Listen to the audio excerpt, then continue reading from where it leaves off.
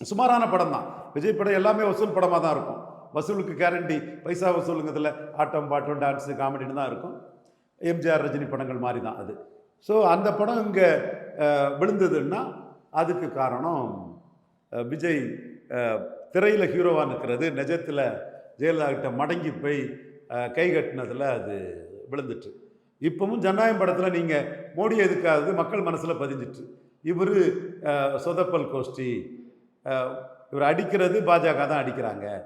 எதுக்கு அடிக்கிறாங்கன்னா, இவர் ராகுல் காந்தியோட தொங்கு சதையாட்டு, ஒட்டுணியாட்டு, ஊதுகுழலாட்டு, போபல்ஸ் ஊழலுக்கு ஆதரவாளராட்டு, வாரிசு அரசியலுக்கு ஆதரவாளராட்டு, நாட்டில் எமர்ஜென்சி கொண்டு வந்து சட்டத்துக்கு புறம்பு ஆட்சி பண்ணவங்களுக்கு ஆதரவாட்டு, ஒரு கிறிஸ்டின் மிஷினரி ஒரு இதோட ஒரு பின்பலத்தோட இவர் வந்திருக்கிறாருங்கிறது தெரியும் போது மோடி வந்து என்னைக்குனாலும் இது நமக்கு எதிரான சக்தி. 2024 நம்ம ஆளு ரவீந்திரன் துரைசாமி நம்ம நன்மைக்காக ஆடிட்டி வெளிப்படையாட்டும் அவங்கள்ட்ட இவர் புஷி ஆனந்துக்கிட்டையும் 39 கேண்டிடேட் போட சொன்னார். இன்றைக்கும் பேட்டி இருக்குது.